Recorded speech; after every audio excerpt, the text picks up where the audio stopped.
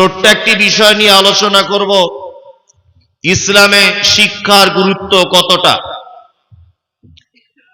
যদি বলেন যে এটা তো শিক্ষা প্রতিষ্ঠানেরই একটি জলসা, তাহলে এখানেও শিক্ষা নিয়ে আলোচনা করার কি আছে?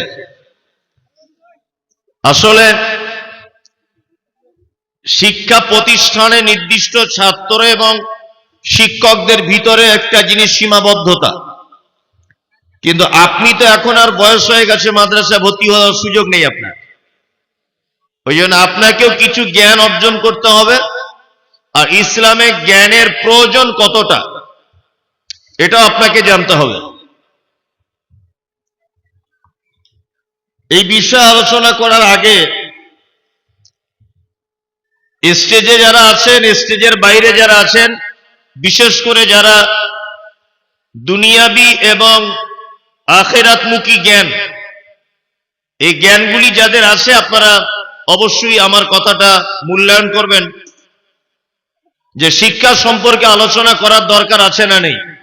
প্রথমে এইটা আলোচনা হোক। আচ্ছা, আপনাদেরকে একটা প্রশ্ন করছি, আমার প্রশ্নের উত্তরটা দেবেন। ইসলামের ভিত কয়টি? কারা কারা বলছেন 5টি? আর হাত তুলবে না। ও সঠিক বলেছে, ভয়ে তুলছে না, যদি গোলমাল হয়ে যায়। 5টি ইসলামের ভিত। বিশেষ করে যারা জ্ঞানী মানুষরা আছেন, উচ্চশিক্ষিত মানুষ, আপনি ভালো জায়গাতে, ভালো পজিশনে আছেন শিক্ষার ব্যাপারে, আপনাকে আলোচনাটা শোনার জন্য বিনীত অনুরোধ করছি।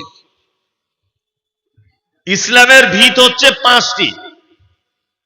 ছোটতে হয়তো আপনি কবিতা পড়েছিলেন, হাদিসে কোন মহানবী ইসলামের ভিত 5টি। কলেমা তাহার প্রথম কাজ, নামাজ তাহার পরটি। 3 নম্বরে রোজা আর যাকাত তাহার পরে, অবশেষে হজ এলো ভাই 5 নম্বর স্তরে। প্রথম তাহলে ইসলামের ভিত কি? কলেমা। কি? কলেমা। অনেক কিছু আপনি জানতে পারবেন। আর দ্বিতীয় স্থানে কি? নামাজ। তৃতীয়তে রোজা। চতুর্থ যাকাত। পঞ্চম হজ।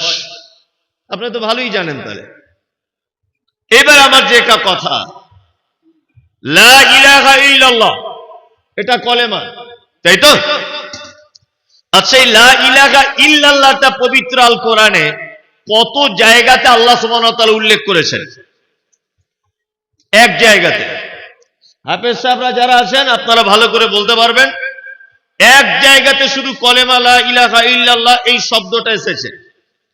সূরা মুহাম্মদ আয়াত নম্বর 19, আল্লাহ তাআলা বলছেন, ফালাম আন্নাহু লা ইলাহা ইল্লাল্লাহ।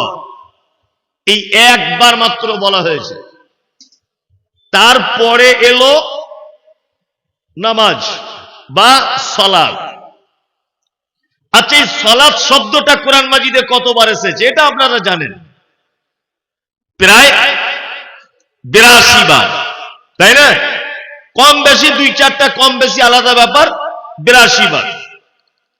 তারপরে একটা এসেছে কি? সিয়াম। সিয়াম শব্দটা পবিত্র আল কোরআনে কত জায়গাতে ব্যবহার করা হয়েছে? মাত্র 11 জায়গাতে। 11টা জায়গাতে সিয়াম শব্দটিকে উল্লেখ করা হয়েছে কোরআন মাজিদে। মনে রাখবেন, আমি আবার ধরব। তারপরে এলো যাকাত। এই যাকাত শব্দটি পবিত্র আল কোরআনে আকিমিস সালাত ওয়া আতুজ যাকাত, সালাতের সঙ্গে যাকাতকে নিয়ে আসা হয়েছে 29 বার। আর 2 বার আল্লাহ সুবহানাহু ওয়া তাআলা খাস করে যাকাতের কথা বলেছেন। তার মানে ওইদিকে 29 আর এইদিকে 2, 31 বার যাকাতের কথা উল্লেখ করা হয়েছে কোরআন মাজিদে। তারপরে এলো হজ। হজ করতে হবে, হজের পদ্ধতি, হজ সংক্রান্ত বিষয়ে পবিত্র আল কোরআনে 11 বার ব্যবহার করা হয়েছে হজ শব্দটি। ভালো করে বোঝার চেষ্টা করুন। তাহলে ইসলামের মূল ভিত্তির প্রথম যেটা, সেটা হচ্ছে লা ইলাহা ইল্লাল্লাহ। এটা কবার এসেছে কোরআনে? একবার। সালাত বা নামাজ 82 বার। তারপরে এসেছে কি? সিয়াম। কতবার? 31। সিয়াম 11 বার। তারপরে এলো জাকাত। জাকাত এসেছে কতবার? 31 বার। তারপরে হজ 11 বার। আচ্ছা বলুন তো, এই 5টি জিনিসের মধ্যে সব থেকে বেশি ব্যবহার করা হয়েছে কোরআনে কোনটা? সালাত। সালাত। আর ওই জন্যে আমরা আলেম ওলামারা শুধু একটা ব্যাপারে বক্তব্য রাখি, একটা নয়, এই ব্যাপারগুলো বেশি করে বলি। কি বলি? নামাজ পড়ো ভাই, তাছাড়া জাহান্নাম চলে যাবে। আরে এত জাহান্নামের কঠিন আযাব, তোমাকে আর বাঁচানো যাবে না। আজান হলে বাড়িতে বসে থেকো না ভাই রে, তাড়াতাড়ি করে মসজিদে যাও। বক্তারা ওয়াজ করছে, তুই নামাজ পড়ো। ভালো করে বুঝবেন, 10 বিঘে জমি ধান করেছেন, তাড়াতাড়ি করে ধানের ওষুধ দিয়ে দেন। রমজান মাসে যদি দেখেন 5 লাখ টাকা বেঁচে আছে, প্রত্যেক লাখে 2,500 টাকা ভাই জাকাত দিয়ে দেন। বক্তব্য হয় না? কারণ কি বলুন তো? কারণ কি? কারণ হচ্ছে এই যে এটা খুব চলিত একটি বিষয়। নামাজ, রোজা, হজ, জাকাত এগুলো কি চলতি বিষয়, রানিং বিষয়। এই জন্য আলেম ওলামারা এইগুলোকে নিয়ে বেশি ভাবায়। আর আমি মুমতাজুল ইসলাম কথা বলছি, যাদের কাছে মোবাইল আছে সার্চ করে দেখুন গুগলে, বইপত্র যারা পড়াশুনো করেন আপনারা আমার কথা তদন্ত করুন। আমি কথা বলে দিয়ে যাচ্ছি, নামাজ সম্পর্কে কোরআনে এসেছে 82 জায়গায়। শিক্ষা অর্জন করতে হবে, জ্ঞান অর্জন করতে হবে। জ্ঞানীরাই উত্তম, যার জ্ঞান নেই সে অন্ধ, যার জ্ঞান আছে সে পণ্ডিত। শুধু জ্ঞান অর্জন করার ব্যাপারে পবিত্র আল কোরআনে আয়াত এসছে 750টার কাছাকাছি। কটা? 750 কাছাকাছি শিক্ষা অর্জন করার ব্যাপারে পবিত্র আল কোরআনে আয়াত এসছে 750 কাছাকাছি। এবার আপনারা বলুন, এই মুহূর্তে সোশ্যাল মিডিয়ার মাধ্যমে আমরা যা দেখতে পাই বা বাজার ঘাটে যা শুনতে পাই, আচ্ছা মুসলিমরা শিক্ষাতে সব থেকে আগিয়ে না সব থেকে পিছিয়ে কোনটা? বলুন। নিজের দোষটা বলতে লজ্জা লাগছে। সত্যিটা বলুন, সবার থেকে আগিয়ে না পিছিয়ে? পিছিয়ে। অথচ এই জাতির উপরে যে কেতাব এসেছে আল কোরআন, এই কেতাবের ভিতরে 750 জায়গার কাছাকাছি জ্ঞান অর্জন করার ব্যাপারে তাগিদ দেওয়া হয়েছে। আর এই জাতি সব থেকে পিছিয়ে। তবে আমরা, আমাদেরকে যতটা পিছিয়ে বলা হচ্ছে, আমরা ততটা পিছিয়ে নয়, আমাদেরকে পিছিয়ে দেওয়া হচ্ছে। আমাদেরকে যতটা দেখানো হচ্ছে যে মুসলিম মানে অশিক্ষিত, মুসলিম মানে লেখাপড়া জানে না, এটা নয়। আমাদেরকে সোশ্যাল মিডিয়ার মাধ্যমে ভাবিয়ে তোলা হচ্ছে এগুলো, এছাড়া আর কিছু নয়।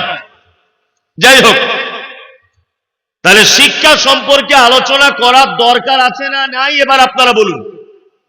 আছে? আছে। এইবার আপনাদেরকে আমি পবিত্র আল কোরআনের দিয়ে বক্তব্যটা শুরু করছি। মুহাম্মদ সাল্লাল্লাহু আলাইহি ওয়াসাল্লাম যে জায়গাটায় জন্মগ্রহণ করেছিলেন, এই জায়গাটার নাম কি ছিল? মক্কা। কি? মক্কা।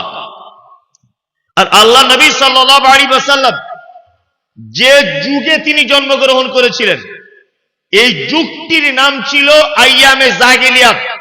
আমার বক্তব্য যদি শেষ পর্যন্ত ধৈর্য না থাকে, অন্তত এইটা শুনে আপনাকে উঠতে হবে, তার আগে ওঠা যাবে না। এইটা শুনতে হবে। আইয়ামে জাহিলিয়াত, এই জামানাতে আল্লাহ নবী সাল্লাল্লাহু আলাইহি ওয়াসাল্লাম পৃথিবীতে আগমন করেছিলেন। আইয়ামে জাহিলিয়াতটা কেমন ছিল না, মানুষ এতটাই নিচে নেমেছিল।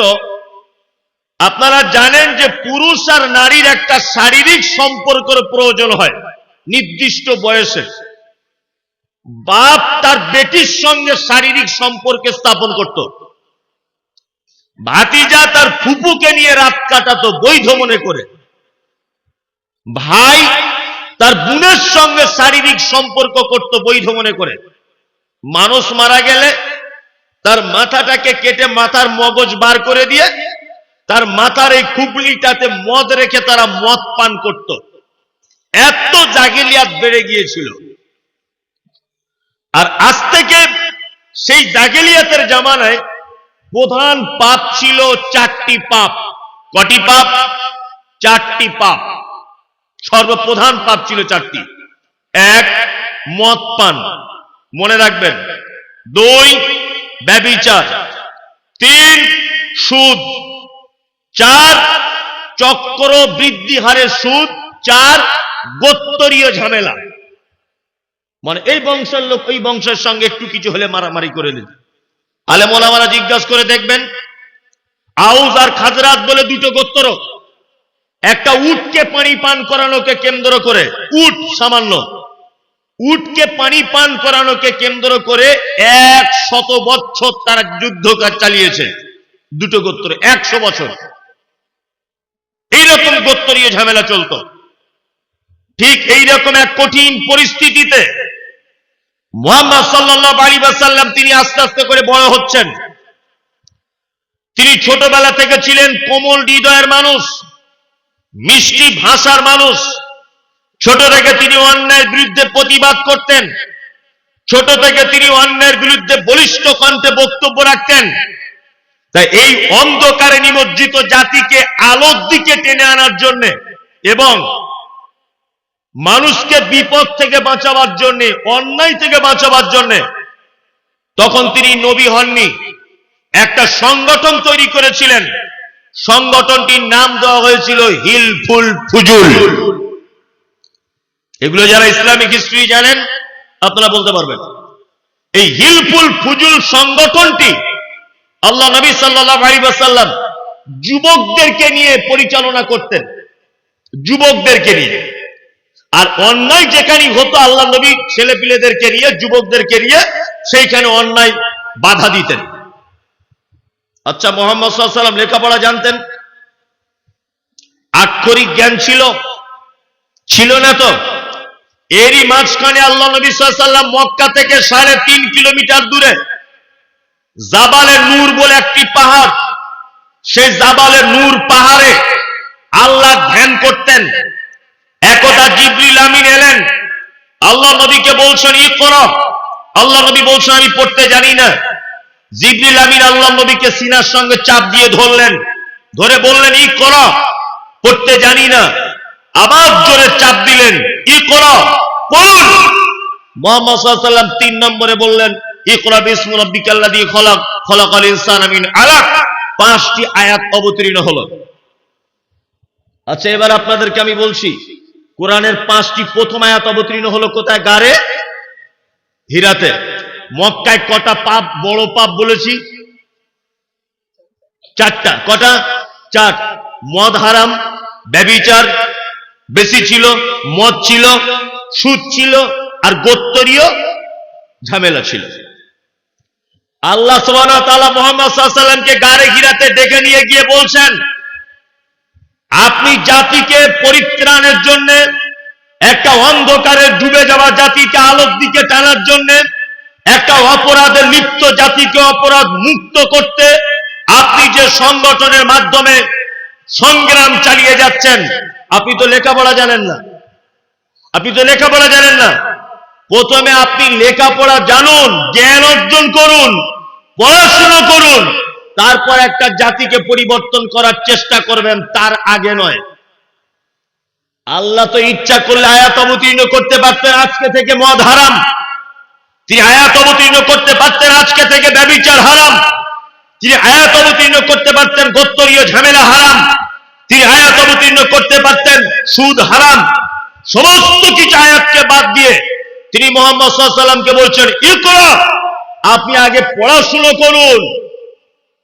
আপনি যে অসভ্য মানুষদেরকে সভ্য করতে চাইছেন, আগে আপনি পড়াশোনা করুন, তারপর পারবেন এটা, তার আগে পারবেন না।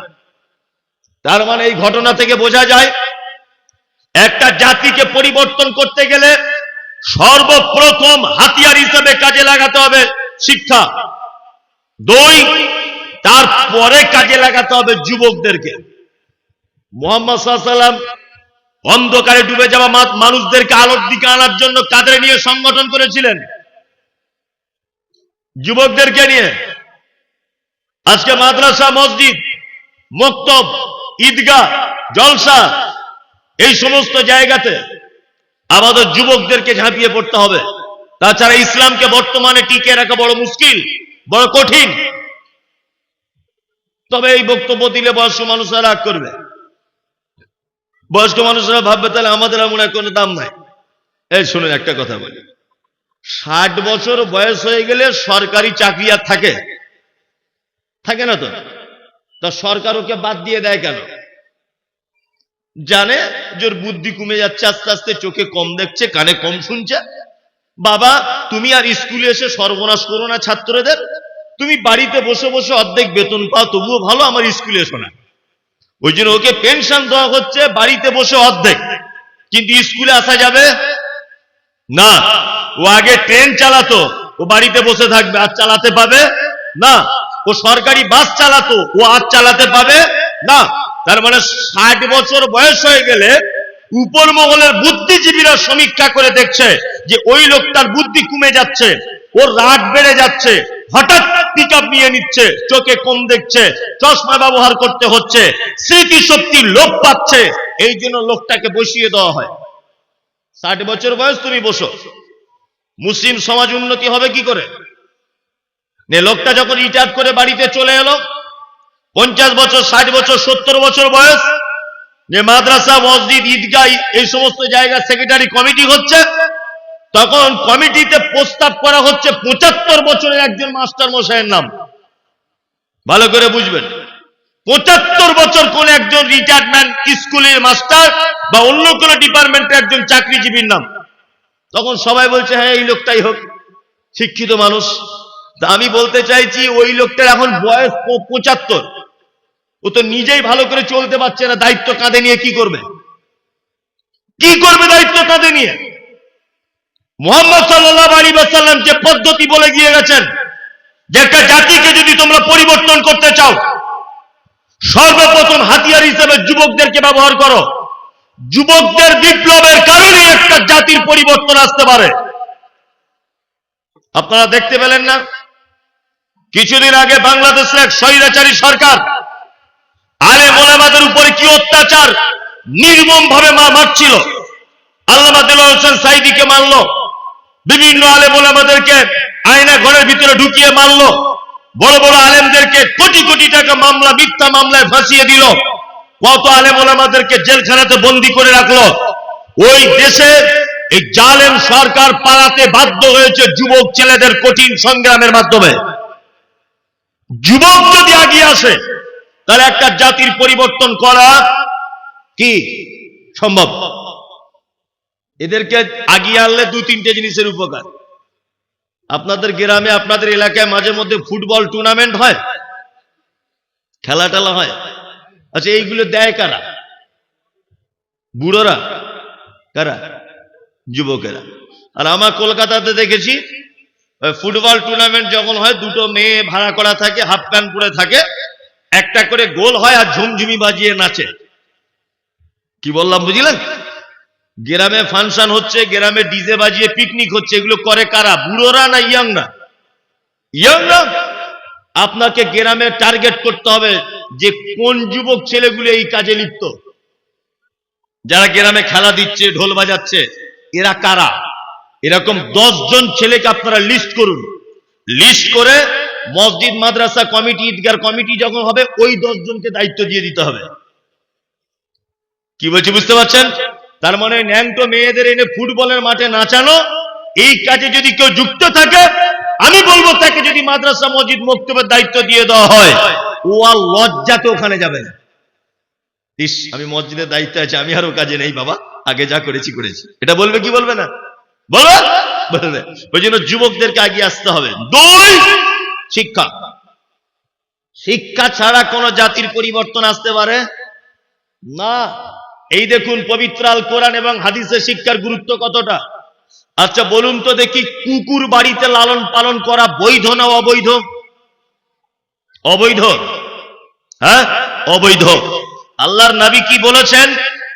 আল্লাহর নবী বলেছেন, কেউ যদি বাড়িতে ইচ্ছা করে কুকুর যদি লালন পালন করে, ইচ্ছা করে, তাহলে প্রত্যেকদিন সকালবেলা তার আমলনামা থেকে 2টো উহুদ পাহাড়ের সমান নেকি মাইনাস করে দেওয়া হবে। প্রতিদিন 2টো উহুদ পাহাড়ের নেকি কি করা হবে? মাইনাস। যাদের বাড়িতে এরকম কুকুর টুকুর আছে, ঝাঁটা মেরে কাল সকালে বিদায় করুন। নাম্বার 2, আল্লাহ নবী সাল্লাল্লাহু আলাইহি ওয়াসাল্লাম বলছেন, যে কুকুর তার মালিকের মুরগি কোনটা ওটা চেনে, আর বাইরের মুরগি ওটা চেনে। ঘরের লোককে দেখলে ডাকে না, পরের লোককে দেখলে ডাকে। মালিকের মুরগি দেখলে ধরতে যায় না, অন্যজনের মুরগি দেখলে ধরতে যায়। মালিকের ছাগল দেখলে কামড়াতে যায় না, অন্যজনের ছাগল দেখলে কামড়াতে যায়। এক কথাতে, যে মালিক তার কুকুরকে ট্রেনিং দিয়েছে, শিক্ষা দিয়েছে, এটা আমার ছাগল ধরবি না, এটা আমার গরু ধরবি না, এটা আমার পোতা কামড়াবি না, এটা আমার মুরগি ধরবি না, এই ট্রেনিং যে কুকুরকে দিয়েছে তার মালিক, আল্লাহ নবী সাল্লাল্লাহু আলাইহি ওয়াসাল্লাম বলছেন, ওই কুকুর তার মালিক তার বাড়িতে কাজে ব্যবহার করতে পারে। তোমার ধানের জমি, তোমার আমের বাগান, তোমার পোল্ট্রির ফার্ম, তোমার ছাগলের ফার্ম, গরুর গোয়াল ঘর, তোমার বাড়ির সিকিউরিটিতে ওই প্রশিক্ষণ প্রাপ্ত ট্রেনিংওয়ালা শিক্ষিত কুকুরকে ব্যবহার করতে পারবে, কোনো সমস্যা নেই। মুহাম্মদ সাল্লাল্লাহু আলাইহি ওয়াসাল্লাম মানুষ তো দূরের কথা, শিক্ষিত কুকুরকে পর্যন্ত সম্মানের চেয়ারে বসিয়েছেন। শিক্ষিত কুকুরকে পর্যন্ত সম্মানের চেয়ার দিয়েছেন। কি বলছি বুঝতে পারছেন তো? মানুষ শিক্ষিত অশিক্ষিত এটা তো অনেক দূরের কথা। আল্লাহ নবী বলছেন, যে কুকুর ঘরের মুরগিটা বুঝে আর পরের মুরগি দেখলে কামড়াতে যায়, এই ট্রেনিংটা যে মালিক তার কুকুরকে দিয়েছে, ওই কুকুর বাড়িতে ধানের গোয়াল ঘর, গরুর গোয়াল ঘর, ধানের জমি, ওই আপনার আপেল আঙ্গুরের জমি, ওই আপনার আম বেগুনের জমি, আপনি আপনার কাজের জন্য কুকুর ব্যবহার করতে পারেন, কোনো সমস্যা নেই। কি বুঝলেন? মানে শিক্ষিত কুকুরকে পর্যন্ত মুহাম্মদ সাল্লাল্লাহু আলাইহি ওয়াসাল্লাম পারমিশন দিচ্ছেন। ইসলামের শিক্ষার গুরুত্ব কতটা বুঝতে পারছেন তো? হ্যাঁ, আমরা দিই শিক্ষিত মানুষদের মর্যাদা দিই। আজকে অশিক্ষিত মানুষদের ভিড়ে শিক্ষিত মানুষদের খুঁজে পাওয়া যায় না। আজকে কি অশিক্ষিত মানুষদের ভিড়ে শিক্ষিত মানুষদের আর খুঁজে পাওয়া যায় না। আল্লাহু আকবার। আপনাদেরকে একটা কথা বলে যাচ্ছি, শুনে রেখে দেন। বর্তমান সমাজের অবস্থা কি? শিক্ষিত মানুষকে মূল্যায়ন না করার কারণে আমাদের কত ক্ষতি হচ্ছে, এই জায়গাগুলো আপনাদেরকে ধরিয়ে দিচ্ছি। দেখুন, আমি মমতাজুল ইসলাম পচা মূর্খ, ধরে না, পচা মূর্খ। আর আমার ডান দিকে বসে আছেন ইনি উচ্চ শিক্ষিত, বিশাল শিক্ষিত, ধরে না। আমরা দুজনা ভোটে দাঁড়িয়েছি, উনি দাঁড়িয়েছেন নির্দল থেকে, ধরে না, আর আমি দাঁড়িয়েছি রানিং পার্টি থেকে, যে পার্টি চলছে বর্তমানে। আমি কিন্তু পচা মূর্খ, ভালো করে বুঝবেন। উনি কিন্তু শিক্ষিত লোক। আজকে ভোট হলো, কালকে গণনা হবে। আচ্ছা বলুন তো, ভোট গণনার দিনে জেতার চান্স বেশি কার? সত্যি কথা বলুন, সত্যিটা বলুন। আমার জেতার চান্স বেশি না? অত এই পচা মূর্খ জিতবে কে? আমি মমতাজুল, আমি জিতবো। উনি জিততে পারবে না। নিয়ে এবার আমাকে জিতে গেলাম, বিশাল হই হই রই রই ব্যাপার, আমি পার্লামেন্টে চলে গেলাম, ধরে নেন। বাংলা ইংরেজি তো বুঝি না, পার্লামেন্টে গিয়ে এরকম করে বসে আছি, আর সব বিল পাস করছে, আর মুসলমানদের নামে অনেক কিছু, বাবরি মসজিদ ভাঙতে হবে, মালদার আদিনা মসজিদটা ভাঙতে হবে, বিল পাস হচ্ছে, সব এমএলএ এমপি মন্ত্রীরা সই করছে। আমি তো ইংরেজি বুঝি না, লেখাপড়া জানি না, আমি এমপি হয়ে গিয়েছি। নিয়ে আমাকে এখন পাঠিয়ে দেওয়া হয়েছে বিলটা, যে মমতাজুল তুমিও সই করো। না, আমি ঘুমের ঘরে কোনো রকম পড়াশোনা জানি না, কোন রকম এদিক ওদিক করে টেড়া করে লিখে দিয়েছি মমতাজুল ইসলাম। সকালবেলাতে সোশ্যাল মিডিয়াতে প্রচার, যাকে ভোট দিয়ে আমরা এমপি করলাম সে আদিনা মসজিদ ভাঙার সই করে দিল। একেবারে হই হই রই রই রই রই রই রই। এই বোকা কোথাকারে, আমি সই করেছি, আমার দোষ কোথায়? তুমি আমাকে পাঠালে কেন ওই জায়গায়? তুমি আমাকে পাঠালে কেন এই জায়গাতে? আমার আফসোস লাগে, এসআইআর এর ফর্ম ফিল আপ চলছে, প্রধান ফর্ম ফিল আপ করতে পারে না, প্রধান এসআইআর এর ফর্ম ফিল আপ করতে পারে না, গ্রাম পঞ্চায়েত এসআইআর এর ফর্ম ফিল আপ করতে জানে না, অথচ তার এগেইনস্টে একটা উচ্চ শিক্ষিত লোক ভোটে দাঁড়িয়েছিল, তাকে জাতি মূল্যায়ন করেনি, তাকে দামই দেয়নি। ও নির্দল পার্টি, ও কংগ্রেস করে, ও সিপিএম করে, সব ভাঙাচুরো পার্টি, এদের ভোট দিয়ে কি হবে? তুমি ভোট দিয়েছো কাকে? একটা অশিক্ষিত লোককে দিয়েছো, তাকে তুমি জিতিয়েছো, তার থেকে তুমি বেশি কিছু আশা করতে পারো কি? না। আপনারা বুঝতে পারছেন না? দেখতে পাচ্ছেন না সারা দেশের অবস্থা? 1947 সাল থেকে 13 নম্বরের প্রধানমন্ত্রী আপনার মনমোহন সিং, 13 নম্বরের। ভারত স্বাধীনতার পর থেকে 13 নম্বরের প্রধানমন্ত্রী মনমোহন সিং, আর 14 নম্বরে তিনি হচ্ছেন কে? নরেন্দ্র মোদী। এই 1947 সাল থেকে আপনার মনমোহন সিং পর্যন্ত যত দেশের প্রধানমন্ত্রী হয়েছে, কোন প্রধানমন্ত্রী কোন বিশেষ জাতির, কোন বিশেষ ধর্মের মানুষদের অতটা ক্ষতি করেনি যতটা ক্ষতি করেছে এই প্রধানমন্ত্রী। কারণ কি জানেন? একটা জায়গায় দোষ আছে, ইনি যে পণ্ডিত মানুষ নন, এই জন্য ওনার কাছে আমরা ভালো কিছু আশা করতেও পারি না। তবে পণ্ডিত না হতে পারে, এর মতো ঘুঘু আর কেউ নাই, এক কঠিন ঘুঘু। কি বললাম বুঝলেন তো? মানে যত ব্রিটিশদের পরে পরে যদি ভারতবর্ষে কেউ বুদ্ধি ধরে, তাই প্রধানমন্ত্রী। এত বুদ্ধি, যেখানে যাচ্ছে শুধু হিন্দু আর মুসলমান, হিন্দু আর মুসলমান। কারণ কি বলেন তো? হে জানে 180 বছরের ক্ষমতা ব্রিটিশদের, এই হিন্দু মুসলিম এরা যৌথভাবে আন্দোলন করে, সংগ্রাম করে ব্রিটিশদেরকে দেশ ছাড়া করে স্বাধীনতা লাভ করেছে। এরা হিন্দু মুসলিম যৌথ আন্দোলনে। ভারতের সরকার তিনিও জানেন যে হিন্দু মুসলিমের পিরিত যদি ভালো রাখা যায়, তাহলে আমি যে সর্বনাশ করছি, আমার বিরুদ্ধে এমন আন্দোলন করবে, আমিও টিকতে পারবো না। ওই জন্য সব সমাজে দেখবেন হিন্দু মুসলিম একটা বিরোধ লাগিয়ে রেখেছে, কেউ যেন কারোর সঙ্গে না মিল খায় কখনো। এটা একটা চক্রান্ত। যে কথা আপনাকে বলছিলাম, শিক্ষার মর্যাদা কত আল্লাহ সুবহানাহু ওয়া তাআলা পবিত্র আল কোরআনের ভিতরে বলছেন। এক, কুল হাল ইয়াস্তাবিল্লাযীনা ইয়ালামুনা ওয়াল্লাযীনা লা ইয়ালামুন। আল্লাহ তাআলা বলছেন, যারা জানে আর যারা জানে না, এরা দুজন কি সমান? কখনোই সমান হতে পারে না।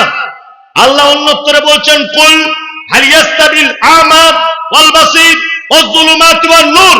যারা জানে তারা চোখওয়ালা লোকের মতো, যারা জানে না তারা অন্ধ লোকের মতো। কে বলছেন এটা? কে বলছেন? আল্লাহ।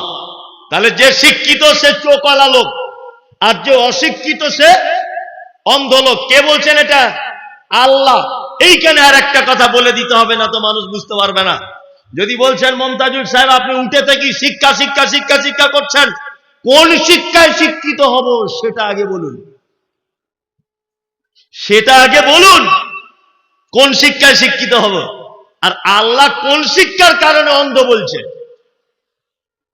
আপনাকে এবার বলি, মুহাম্মদ সাল্লাল্লাহু আলাইহি ওয়াসাল্লাম তিনি বলেছেন, তালাবুল ইলমি ফারিজাতুন আলা কুল্লি মুসলিমিন। প্রতিটা মুসলিম নরনারীর জন্য দ্বীনের জ্ঞান অর্জন করা কি? ফরজ। এটা ফরজ করেছেন কে? মুহাম্মদ সাল্লাল্লাহু আলাইহি ওয়াসাল্লাম। তিনি ফরজ করেছেন দ্বীনের জ্ঞান অর্জন করতে হবে, দ্বীনের জ্ঞান। এখন আমাদেরকে এটাও জানতে হবে যে ফরজ কতটুকু। আমরা জানি মাদ্রাসায় পড়তে হবে, 12-13 বছর থাকতে হবে, মাথাতে পাগড়ি নিতে হবে, হাতে একটা লাঠি নিতে হবে, তবে মনে হয় ফরজ আদায় হবে। এটা আমরা সাধারণ জ্ঞানে বুঝেছি, তাই না? কিন্তু আমি আপনাদেরকে এতটুকু কথা বলবো, দ্বীনের জ্ঞান অর্জন করা ফরজ। ইসলামের যে বেসিক জ্ঞানগুলি আছে, যেমন সালাত কি করে আদায় করবেন, কি করে আপনি পিতামাতার সেবা করবেন, হারাম কোনটা, হালাল কোনটা, বৈধ কোনটা, অবৈধ কোনটা, এই এতটুকু জ্ঞান যদি আপনার মধ্যে চলে আসে, তাহলে তালাবুল ইলমি ফরিদাতুন আলা কুল্লি মুসলিমিন, এইটা অর্জন হয়ে গেল। তারপরে আপনি ডাক্তার হন, মাস্টার হন, ইঞ্জিনিয়ার হন, প্রফেসর হন, ব্যারিস্টার হন, তাতে কোনো সমস্যা নেই। আপনাকে দুটো জ্ঞান থাকতে হবে, কোরআনের জ্ঞানও থাকতে হবে আর দুনিয়ার জ্ঞানও থাকতে হবে, তাছাড়া চলা যাবে না। আপনি যদি মনে করেন আমি শুধু হাদিস কোরআন পড়বো, শুধু, দুনিয়ার কোনো শিক্ষা আমার দরকার নেই, তাই তো? দুনিয়ার শিক্ষার দরকার আছে কিনা এবার আপনাকে বলি। আমার কিডনিতে পাথর, কিডনিতে, আমি যোগ্য আলেম, বুখারী পড়াই কোনো একটা মাদ্রাসায়। আচ্ছা বলুন তো, আমি হাদিস কোরআন গবেষণা করে পাথর অপারেশন করার ক্ষমতা রাখবো? হ্যাঁ, কোন হাদিস এরকম আছে নাকি যে কি করে অপারেশন করতে হয়? আছে? নেই। তাহলে এই জ্ঞান আমি পাবো কোথায়? এই জ্ঞানটা আমি পাবো কোথায়? হ্যাঁ, জেনারেল লাইনে পাবো। হাদিস এবং কোরআনের জ্ঞান হচ্ছে গন্তব্যে পৌঁছানো, আর ওই গন্তব্যে পৌঁছাতে গেলে যে উপকরণগুলো লাগে, এই উপকরণের নাম হচ্ছে জেনারেল শিক্ষিত। আপনি এখান থেকে কলকাতা যাবেন, পৌঁছে আপনি যাবেন, কিন্তু কোনো না কোনো একটা মাধ্যমে পৌঁছাতে হবে। ট্রেনে যাবেন, বাসে যাবেন, মোটর সাইকেলে যাবেন, আপনি সাইকেলে যাবেন, কোনো না কোনো একটা মাধ্যমে তো আপনাকে যেতে হবে। হবে কি হবে না? কোরআন আপনাকে জান্নাতের রাস্তা বলে দেয়, কোরআন আপনাকে জান্নাতের রাস্তা বলে দেয়, কিন্তু ওই রাস্তা পর্যন্ত, ওই আপনার লক্ষ্য পর্যন্ত পৌঁছানোর জন্য উপকরণ হিসাবে যেটা ব্যবহার করা হয়, এই উপকরণটার নামই হচ্ছে দুনিয়াবি শিক্ষা। আচ্ছা বলুন, মসজিদ তৈরি হচ্ছে সব গ্রামে প্রায় জায়গাতে। আচ্ছা বলুন তো, এই মসজিদগুলো তৈরি করার আগে ইঞ্জিনিয়ার প্ল্যান হয় কি হয় না? যেখানে 12টা পিলিয়ার লাগার কথা, ওখানে যদি 2টো পিলিয়ার দিয়ে কোনো গ্রামের লোক মসজিদ করে, টিকবে? হ্যাঁ, তাহলে কটা পিলিয়ার দিয়ে করতে হবে, এই জ্ঞানটা কোন একজন ইঞ্জিনিয়ারের কাছে নেওয়া দরকার আছে না নেই? আছে? আছে, অবশ্যই আছে। দুটো শিক্ষাতেই শিক্ষিত হতে হবে। আমাদের ধ্যান ধারণা কি? আমাদের ধ্যান ধারণা, মৌলভী সাহেবরা বলে দিয়েছে, বুবু তোর মেয়ের বয়স কত? বলছে 16 বছর। আর স্কুলে পাঠাস না, আর স্কুলে পাঠাস না, ওকে বিয়ে দিয়ে দে, তাড়াতাড়ি ধরে বিয়ে দিয়ে দে, যুগ জামানা খারাপ। এই আমার বেটিকে আমি বিয়ে দিয়ে দিলাম, 16 বছর আপনার বেটি বিয়ে দিয়ে দিলেন আপনি, তাই তো? আপনার স্ত্রী যখন প্রেগনেন্ট, বা আপনার মেয়েটা যখন প্রেগনেন্ট, পেটে বাচ্চা, সিজার করতে হবে। আমরা যাচ্ছি কার কাছে? ওই যে শৈলেন ব্যানার্জি, জাতিতে একজন খ্রিস্টান, জাতিতে একজন অমুসলিম, জাতিতে একজন ইহুদি, জাতিতে একজন চুয়ার চামার, তার কাছে সিজার করতে যেতে হচ্ছে। আপনার বৌমা শাড়ি জামা কাপড় ব্লাউজ খুলে উলঙ্গ হসপিটালে বেডে শুয়ে আছে, আর একজন গায়ের মুসলিম আপনার বৌমার, আপনার মেয়ের, আমার মায়ের ইজ্জত দেখছে। ভালো করে বুঝবেন আমি কি বলতে চাইছি। অথচ আমাদের ধ্যান ধারণা মাথাতে ঢুকিয়ে দেওয়া হয়েছে, 17 বছর বয়স মানে তোর বেটি বিয়ে দিয়ে, আর পড়াশোনা করার দরকার নেই। কি করবে পড়াশোনা করে? সারা জীবন তো থালা বাসন মাজতে হবে। ওর বাপের আর মায়ের মাথাটা খেয়ে 12টা বাজিয়ে মেয়েটা বিয়ে দিয়ে দিল। ওই মেয়েটা যখন পেটে বাচ্চা এলো, তখন হরিপদ ডাক্তার পুরুষ মানুষ, তার লজ্জাস্থান দেখছে ফ্যাল ফ্যাল করে তাকিয়ে। এটা ভালো হলো? আমাদের যদি 20 জন মহিলা মুসলিম ডাক্তার যদি থাকতো, আর তারা যদি আপনার মেয়ের বাচ্চা ডেলিভারি করতো, এটা ভালো হতো না ওই কাওড়া মুচি ওদের হাতে ডেলিভারি হওয়াটা ভালো? কোনটা? নেই। অথচ এই ব্যাপারে আমাদের চিন্তা ভাবনাও নেই। শুধু বলছে তোর মেয়েকে বিয়ে দিয়ে দে, আর দেখতে ভালো, চামড়াটা পরিষ্কার, আলহামদুলিল্লাহ, রূপটাও ভালো, বলছে বিয়ে দিয়ে দে। আবার আপনার মেয়ে পর্দা মেনটেন করে ও কলেজে যাচ্ছে, উচ্চশিক্ষা শিক্ষিত হচ্ছে, পাশের বাড়ির মেয়েরা আবার ওকে দেখে টিটকারি করছে, বাবা ও যেন রাষ্ট্রপতি হবে, এত কলেজের ঢং কিসে? যা। অথচ নিজের সবকিছু হেফাজত করেই যাচ্ছে। অসুবিধা কোথায়? অসুবিধাটা কোথায়? শুনুন একটা কথা বলি, শিক্ষা অর্জন ছাড়া আপনার একটা ইবাদত কবুল হবে না, একটা ইবাদত কবুল হবে না। এই মমতাজুল ইসলামের কথা বলে গেলাম, এখানে আলেম ওলামারা আছেন, আমার কথা আপনাদের কাছে কতটা গ্রান্টেড হবে এটা আমার জানা নেই, তবে আমি যে যুক্তিটা ব্যবহার করছি এটা দেখুন তো কেমন লাগে। আজকে সারা ভারতবর্ষ জুড়ে, সারা পৃথিবী জুড়ে, প্রত্যেক গ্রামে পাড়াতে, এই গ্রাম সেই গ্রাম মসজিদ করার একটা কম্পিটিশন আছে। ভালো করে বুঝবেন, মসজিদ করতে হবে খুব দামি। আলহামদুলিল্লাহ মসজিদ হচ্ছে, প্রত্যেক গ্রামই হচ্ছে, উন্নত মানের মসজিদ হচ্ছে। কিন্তু বড় দুঃখের ব্যাপার যে ওই মসজিদের আন্ডারে একটা মক্তব নেই ভালো, যেখানে কোরআন শিক্ষার ব্যবস্থা। ভালো করে বুঝবেন শিক্ষার কত গুরুত্ব। আল্লাহ নবী সাল্লাল্লাহু আলাইহি ওয়াসাল্লাম দাঁড়িয়ে আছেন, বুঝুন ভালো করে। আল্লাহর নবী একটা লোককে দেখছেন, লোকটা মসজিদে 2 রাকাত নামাজ পড়েছে, নিজে চোখে দেখলেন। লোকটা এসেছে আল্লাহর নবীর কাছে, আল্লাহর নবী বলছেন তুমি নামাজ পড়েছো? লোকটা বলছে পড়েছি। আল্লাহর নবী বলছেন ফাইন্না কালাম তুসাল্লি, তুমি সালাত আদায় করোনি, তুমি নামাজ পড়োইনি। লোকটা আবার এসেছে, গিয়ে 2 রাকাত নামাজ পড়লো, আবার আল্লাহর নবীর কাছে এসেছে। আল্লাহ নবী তাকে জিজ্ঞাসা করছেন তুমি নামাজ পড়েছো? লোকটা বলছে নামাজ পড়েছি। আল্লাহ নবী বলছেন তুমি নামাজ পড়োইনি। আল্লাহ নবী নিজের চোখে দেখলেন লোকটা নামাজ পড়েছে, তারপরেও আল্লাহ নবী সাল্লাল্লাহু আলাইহি ওয়াসাল্লাম তার নামাজ পড়াটাকে একেবারে উড়িয়ে দিচ্ছেন, তুমি নামাজ পড়োনি। কারণ কি বলুন তো? কারণ একটা, সাল্লু কামা রাআইতুমুনি উসাল্লি, তোমরা ওইভাবে নামাজ পড়ো যেভাবে তোমরা আমাকে পড়তে দেখেছো। ভালো করে বুঝবেন।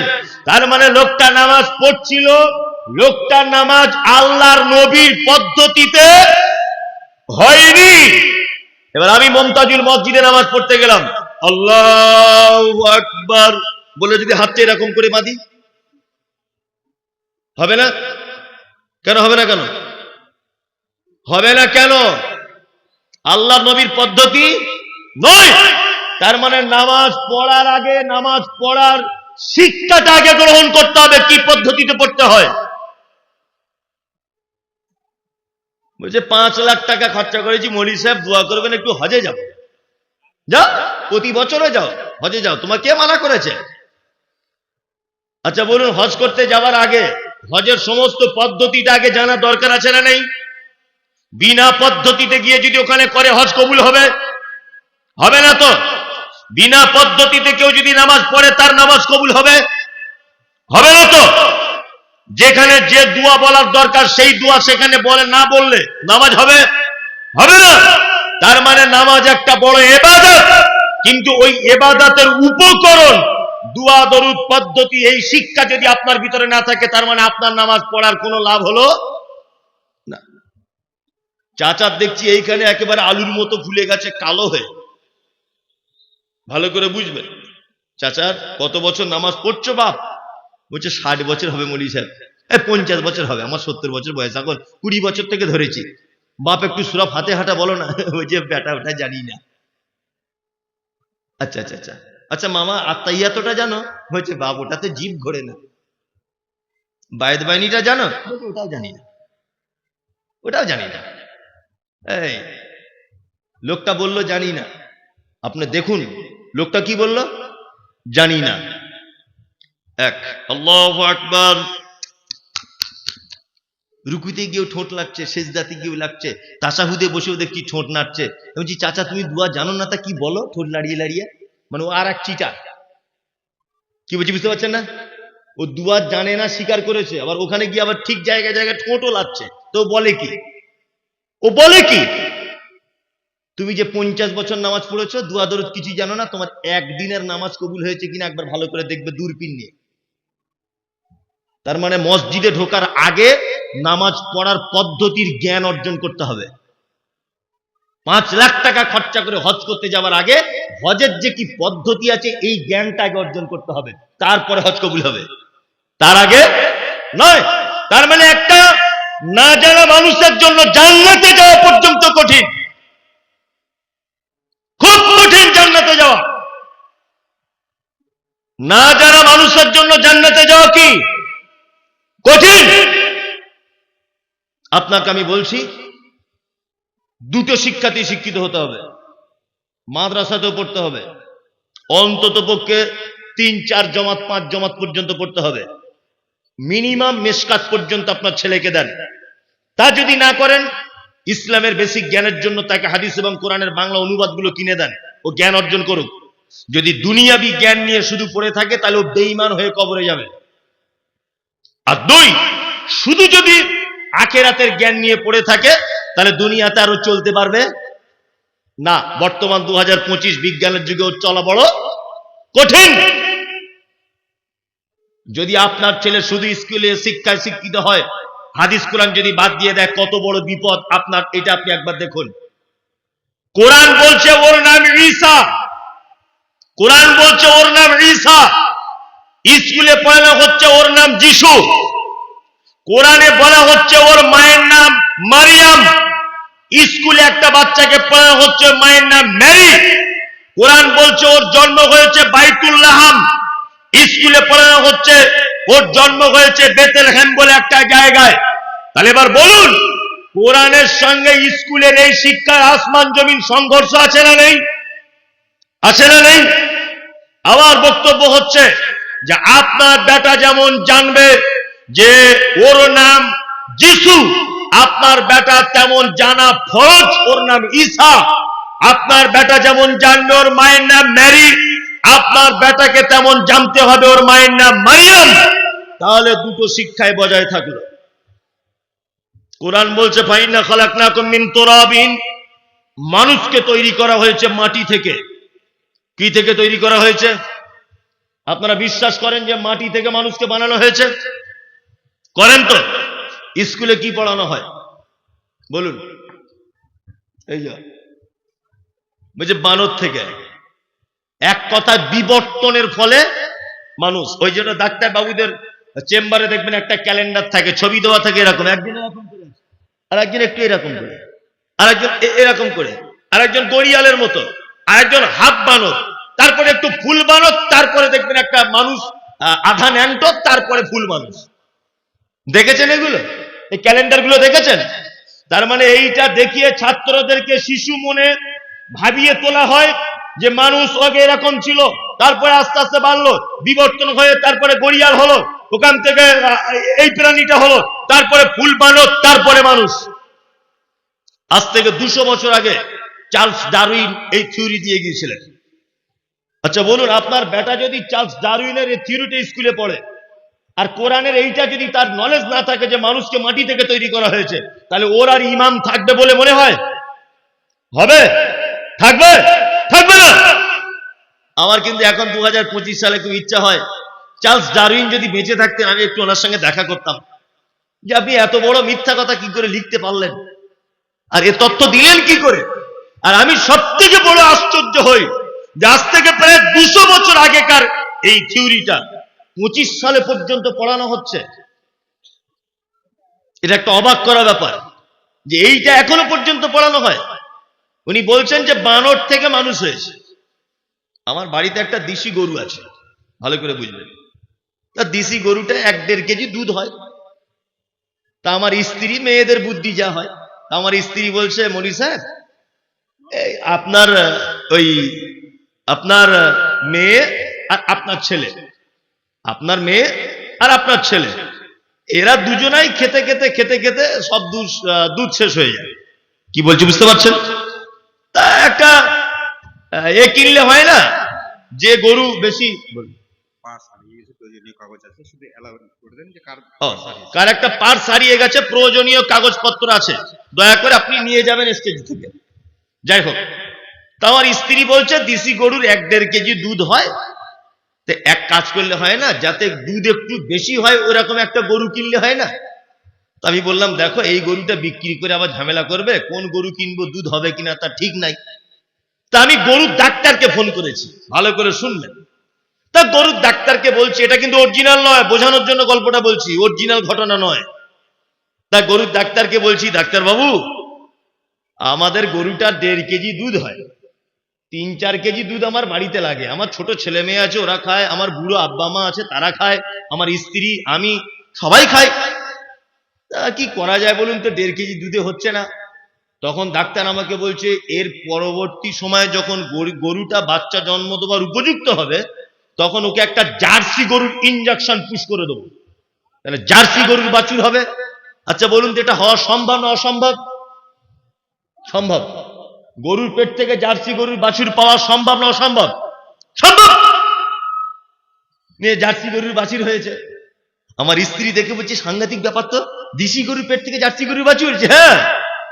আমার মেয়েটা খুব কাঁদছে, আব্বু আমার একটা হরিণের বাচ্চা এনে দাও না, একটু খেলবো। না, আমার স্ত্রী ফোন করে বলছে হাগো আমাদের গরুর পেট থেকে হরিণের বাচ্চা হবে না, ডাক্তারকে বলো না একটা ইঞ্জেকশন দিয়ে দিতে। তা আমি ডাক্তারকে বলছি, ডাক্তার এটা হরিণের ইঞ্জেকশন আমার গরুর পেটে দেওয়া যায় না। আচ্ছা বলুন তো ডাক্তার, যদি ইঞ্জেকশন দেয় কিয়ামতের আগের দিন পর্যন্ত গরুর পেট থেকে হরিণ পাওয়া সম্ভব? সম্ভব? সম্ভব নয়। গরুর পেটের থেকে অস্ট্রেলিয়ান গরু হওয়া সম্ভব, গরুর পেট থেকে আমেরিকার বাচ্চা পাওয়া সম্ভব, গরুর পেট থেকে ভিয়েতনামি গরু হওয়া সম্ভব, দেশি গরুর পেট থেকে জার্সি গরুর বাছুর পাওয়া সম্ভব, কিন্তু গরুর পেট থেকে হরিণ, বাঘ, শ্রীগাল পাওয়া সম্ভব নয়। বানর একটা আলাদা প্রাণী, ওর থেকে বিবর্তন হয়ে মানুষ হয় কি করে? আজ থেকে 200 বছর আগে চার্লস ডারউইন যে থিওরি দিয়েছে, আমি চার্লস ডারউইন বেঁচে থাকলে এখন ধরতাম যে তাহলে আপনার 200 বছরের এই থিওরি আজ 2025 সাল পর্যন্ত সুন্দরবনের মাটিতে, আফ্রিকার কঙ্কো জঙ্গলে, ওই আপনার বাঁকুড়ার জঙ্গলে, ওই আপনার বীরভূমের এলেম বাজারের জঙ্গলে যে সমস্ত বানর বসবাস করে, কই একটাও তো মানুষ নতুন করে হলো না। নতুন করে হওয়ার দরকার ছিল কি ছিল না? ছিল। তার মানে একটা ভুয়ো তথ্য, তার মানে বিজ্ঞানের সঙ্গে কোরআনের সংঘর্ষ রয়েছে, আছে না নেই? আছে। আমরা বিজ্ঞানকে দিয়ে কোরআন যাচাই করব না, আমরা কোরআনকে দিয়ে বিজ্ঞান যাচাই করব। ভালো করে বুঝবেন, আপনার বেটা যদি জানে বানর থেকে মানুষ হয়েছে, আর এটা যদি না জানে মাটি থেকে মানুষকে সৃষ্টি করা হয়েছে, আমি মমতাজুল ইসলাম বলবো আপনার বেটার ঈমান আর থাকবে না, চলে যাবে। অসম্ভব ব্যাপার, থাকবে না। ওই জন্য দুটো শিক্ষাতেই শিক্ষিত হতে হবে আপনার বেটাকে, আপনার বেটিরও তাই। আমরা চেষ্টা করবো ইনশাল্লাহ ছেলে মেয়েগুলোকে একটু পড়াশোনা করাবো ইনশাল্লাহ, ইনশাল্লাহ, ইনশাল্লাহ। আর একটা কথা বলি, আর একটা কথা বলি, সেটা কি? সেটা হচ্ছে এই যে আমরা যারা এখানে বসে আছি সবাই ধনী মানুষ নয়, কিছু গরিব মানুষ, মধ্যবিত্ত মানুষ আছে, আছে না নেই? আছে। আপনি নিজে একটু কম খাবেন, আপনার স্ত্রীকে বলবেন একটা শাড়ি 2 বছর পরতে। অভাব অনটনের সংসার হলে আপনার জুতোটা ছিঁড়ে গেলে সেলাই করে পড়ুন, আপনার গেঞ্জিটা ছিঁড়ে গেলে সাদা সুতো দিয়ে সেলাই করে পড়ুন। তারপরেও আপনাকে বলবো একটু কৃপণতা করে টাকা পয়সা বাঁচিয়ে হলেও আপনার ছেলেকে, আপনার মেয়েকে ভালো কোনো শিক্ষা প্রতিষ্ঠানে ভর্তি করুন। ওটাই আপনার জন্য সব থেকে বড় সম্পদ, সব থেকে বড় সম্পদ। নিজে একটু কম খান, 8 ঘন্টা ডিউটি কাজ করেন, 2 ঘন্টা ডিউটিটা বাড়িয়ে দেন, ওভারটাইম করুন 2 ঘন্টা। তারপরেও আপনার কাছে অনুরোধ যে আপনি আপনার ছেলেকে একটু স্কুলে পাঠান। আজকে আপনাদেরকে একটা তথ্য পেশ করছি, তথ্যটা দেখুন কেমন লাগে। সারা পৃথিবীতে একটা মাত্র দেশ আছে ইহুদি, একটা দেশ, দেশটার নাম কি? ইসরায়েল। এই দেশটাতে জনসংখ্যা 84 লক্ষ। কত লক্ষ? 84 লক্ষ। আর আমাদের পশ্চিম বাংলার জনসংখ্যা হচ্ছে প্রায় 14 কোটির কাছাকাছি। ভালো করে বুঝুন, তার মানে আমাদের পশ্চিম বাংলাতে যে মানুষ বসবাস করে তার 13 ভাগের 1 ভাগেরও কম, তাই তো? আপনারা জানেন ইসরায়েলে এই 84 লক্ষ লোক ফিলিস্তিনের উপরে কেমন অত্যাচার চালাচ্ছে। কিছুদিন আগে ইরানের উপরে হামলা চালিয়েছে ওরা। ওরা আমেরিকার মতো একজন শক্তিশালী দেশকে পর্যন্ত পরোয়া করে না। কারণ কি জানেন? কারণ হচ্ছে 4টে জিনিসের ক্ষমতা সব থেকে ওদের বেশি। আমি জেনে পড়ে বুঝে তবে আপনাকে বলছি, এটা পৃথিবীর 4টে জিনিস, সব থেকে জিনিস ওদের কাছে আছে বেশি। এক নম্বর হলো 18 বছর বয়স পর্যন্ত কোন ছেলে বা মেয়ে তারা যদি স্কুলে না যায় তার বাপকে জরিমানা দিতে হয় সরকারকে, এবং 5 বছর থেকে 18 বছর পর্যন্ত একটা ছেলের শিক্ষার খাতাপত্র, বই কলম, তার খাওয়া দাওয়া, তার পোশাক তার যানবাহন সমস্ত কিছু সরকার বহন করে। 18 বছরের আগে যদি কোনো ছেলে রাজমিস্ত্রি কাজ করে, 18 বছরের আগে যদি কোনো ছেলে কোন রকমের কাজের সঙ্গে যুক্ত থাকে, তার বাপে 3 বছর পর্যন্ত জেল খাটতে হতে পারে। এর নাম ইসরায়েল। ভালো করে বুঝবেন। 2, প্রত্যেক 3 থেকে 4 জনে একজনা করে সেনার ক্ষমতা ওদের বেশি।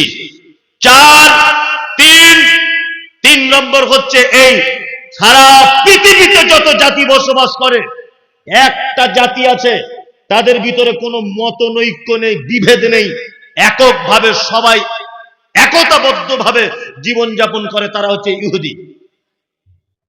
একতা। আজকে আপনি হিন্দু ভাইদের ভিতরে যান, হিন্দুরা এখন ভাগ হয়ে গেছে। শুভেন্দু অধিকারীর হিন্দু আলাদা, ভালো করে বুঝবেন।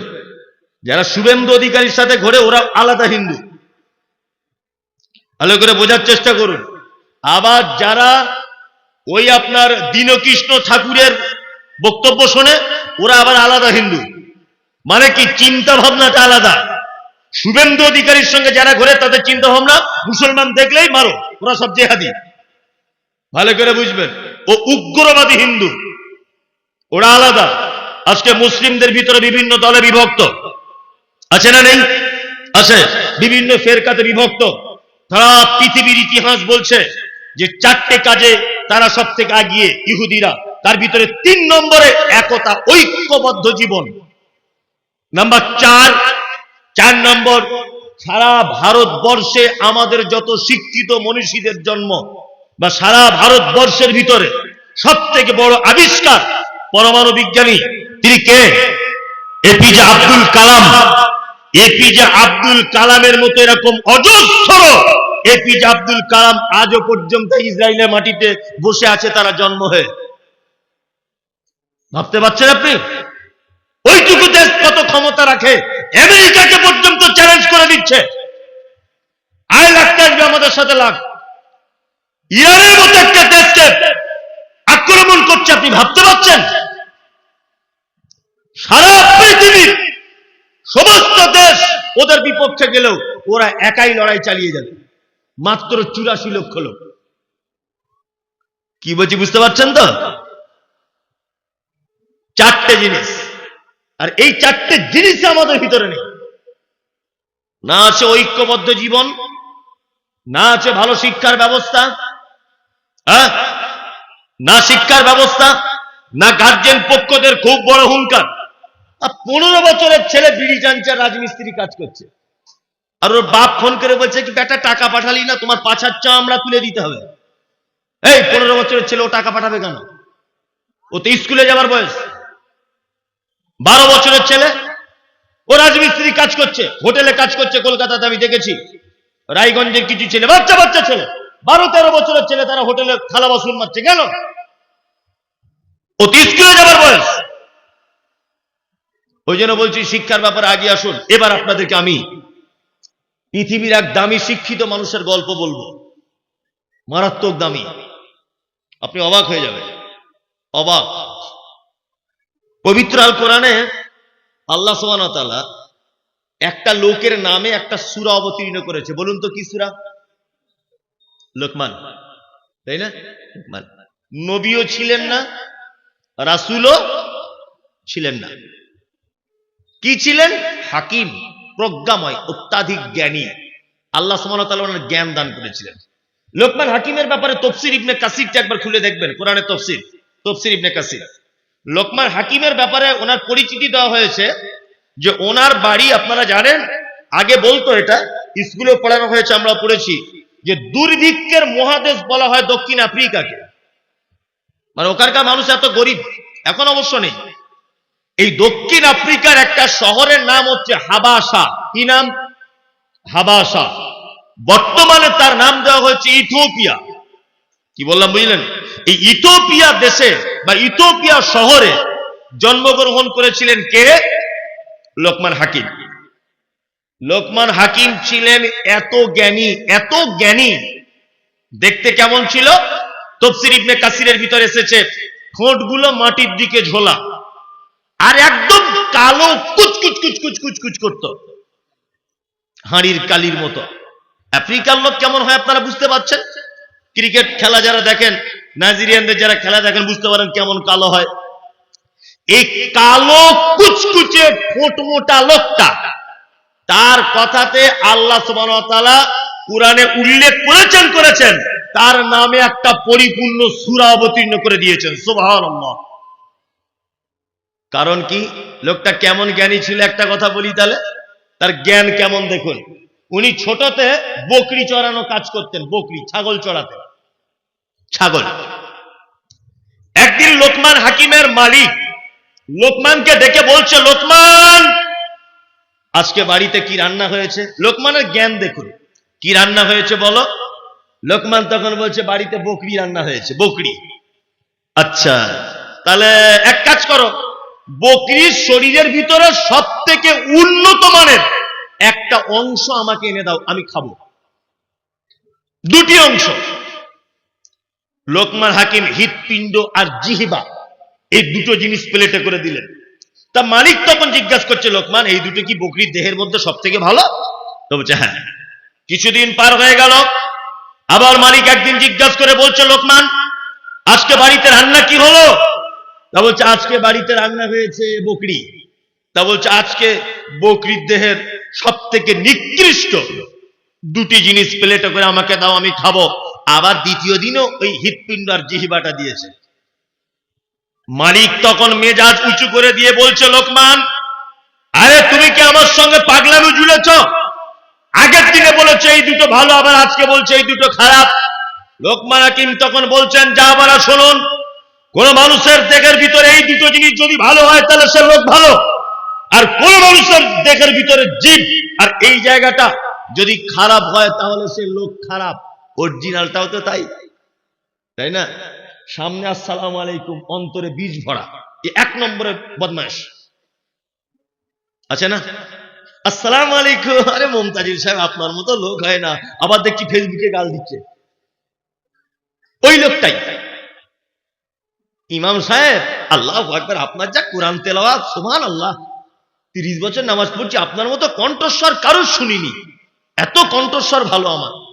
ইমাম সাহেব জোহরের সময় ওর ছেলের পাতলা পায়খানা হচ্ছিল, না বলে বাড়ি চলে গেছে। ওই লোকটা এসে তখন বলছে, শালা ইমাম সাহেব সব ভালো, না বলে শুধু ঘুরে ঘুরে করে ঘর চলে যায়। হচ্ছে পাক্কা শয়তান লোক। এ মুখে সালাম আলাইকুম আর প্রশংসা, অন্তরে কি? হ্যাঁ, বিষ। লোকমান হাকিম তার জ্ঞান আল্লাহ সুবহানাহু ওয়া তাআলা এত বেশি ভালোবেসেছেন, তার জ্ঞানকে আল্লাহ সুবহানাহু ওয়া তাআলা পবিত্র আল কোরআনের ভিতরে নোট করেছেন। তার বেটাকে তিনি শিক্ষা দিচ্ছেন। আপনারা যারা বসে আছেন, আমি তার বেটার দেওয়া জ্ঞান কোরআনে আল্লাহ নোট করেছেন, ওই জ্ঞানটা, ওই শিক্ষাটা আপনাদেরকে দিয়ে যাব। আপনারা আপনার পরিবারকে, আপনার বেটাকে দিবেন ইনশাআল্লাহ। বাড়িতে গিয়ে বলে দেবেন ইনশাআল্লাহ, এই শিক্ষাটা অন্তত পক্ষে আপনার পরিবারকে দিবেন, আপনার বেটাকে দিবেন। লোকমান হাকিম বলছে তার বেটাকে যে উপদেশ, যে শিক্ষা দিয়েছেন, আল্লাহ ওই উপদেশ, ওই শিক্ষা কোরআনে নোট করেছেন। এক, আল্লাহ তাআলা বলছেন, ওয়াইদ ক্বালা লুকমান লিইবনিহি ওয়া হুয়া ইয়াইদুহু ইয়া বুনাইয়া লা তুশরিক বিল্লাহ ইন্নাশ শিরকা লাযুলমুন আযীম। বেটা, পৃথিবীতে যাই করো আর নাই করো, আল্লাহর সাথে কোনোদিন কাউকে শরীক করে দিও না। নিশ্চয়ই শিরিক সব থেকে বড় জুলুম, সব থেকে বড় অত্যাচার। শিরিক কাকে বলে জানেন তো? জানেন না? আপনাকে বলে দিই সহজ বাংলাতে, একদম সহজ। আল্লাহর যে ক্ষমতা আছে, এই ক্ষমতা পৃথিবীর অন্য কারো আছে, এটা মনে করা কি শিরক। রুজির মালিককে, হায়াত মওতের মালিক, যা কিছু হয় কার থেকে হয়? তাই না? আল্লাহ থেকে। এক কথা, আল্লাহর যে ক্ষমতাটা আছে, এই ক্ষমতা পৃথিবীর অন্য কারো আছে, এটা মনে করা শিরক। শিরক সম্পর্কে আপনাকে কেন প্রথমে সচেতন করা হচ্ছে? লোকমান হাকিম তার বেটাকে শিরক সম্পর্কে কেন সচেতন করছেন? আল্লাহ সুবহানাহু ওয়া তাআলা বলছেন, ইন্নাল্লাহা লা ইয়াগফিরু আন ইউশরাকা বিহি ওয়া ইয়াগফিরু মা দুনা যালিকা লিমান ইয়াশা। পৃথিবীতে যত বড় পাপ আছে, প্রত্যেক পাপকে আমি আল্লাহ ইচ্ছা করলে ক্ষমা করে দিতে পারি। ব্যভিচার করেছো, ইচ্ছা করলে ক্ষমা করে দিতে পারি। তুমি সুদ খেয়েছো, ইচ্ছা করলে ক্ষমা করে দিতে পারি। তুমি অন্যায় করেছো, ইচ্ছা করলে ক্ষমা করে দিতে পারি। 30 বছর নামাজ পড়নি, ইচ্ছা করলে ক্ষমা করে দিতে পারি। 30 বছর রোজা রাখনি, ইচ্ছা করলে ক্ষমা করে দিতে পারি। কিন্তু আল্লাহ সুবহানাহু ওয়া তাআলা বলছেন, কেউ যদি আমার সাথে কাউকে শরীক যদি করে দেয়, ওকে ক্ষমা করার ব্যাপারে কোনোদিন আমার ইচ্ছাটাও জাগবে না। কি বলছি বুঝতে পারছেন? শিরক কত বড় পাপ। আল্লাহ তাআলা বলছেন, ইন্নাহু মান ইউশরিক বিল্লাহ ফাকাদ হারামাল্লাহু আলাইহিল জান্নাহ ওয়া মাওয়াহুন নার ওয়া মা লিয-যালিমিনা মিন আনসার। শিরক যারা করে তাদের জন্য জান্নাত হারাম। তাদের জন্য কি জান্নাত হারাম? ওয়া মাওয়াহুন নার, তাদের থাকার জায়গা জাহান্নাম। ওয়া মা লিয-যালিমিনা মিন আনসার, এবং কিয়ামতের মাঠে শিরককারীদের কোনো সহযোগিতা করা হবে, কোনো সাহায্য পাবে না। আপনাকে আর একটা কথা বলে দিই, আমি কোটি কোটি টাকা সুদ খেয়ে মারা গেছি, বলুন তো আমার জন্য দোয়া করা যাবে কি যাবে না? বলুন। আপনি আমার ভাই ধরে নেন, আপনি দোয়া করতে পারেন তো, আল্লাহ আমার ভাই মমতাজুল অন্যায় করেছে, ক্ষমা করে দাও। এই দোয়া করা যাবে কি যাবে না? যাবে। কেন যাবে না? আমি পাপ করেছি, পাহাড় সম পরিমাণ পাপ করেছি। আল্লাহকে যে ক্ষমা চাইলে ক্ষমা হবে, আমি ক্ষমা চাইতে পারিনি, আমার পক্ষ থেকে আপনি চান আল্লাহ আমার আব্বাকে একটু ক্ষমা করে দাও, এটা আপনার বলার রাইট আছে না নেই? আছে। একটা পাপীর জন্য ক্ষমা প্রার্থনা করা হারাম। একটা পাপীর জন্য ক্ষমা প্রার্থনা করা হারাম। এই দেখুন আল্লাহ তাআলা পবিত্র আল কোরআনে বলছেন, মা কানা লিন নাবিয়্যি ওয়াল্লাযীনা আমানু আন ইস্তাগফিরু লিল মুশরিকিন ওয়ালাউ কানু উলি কুরবা।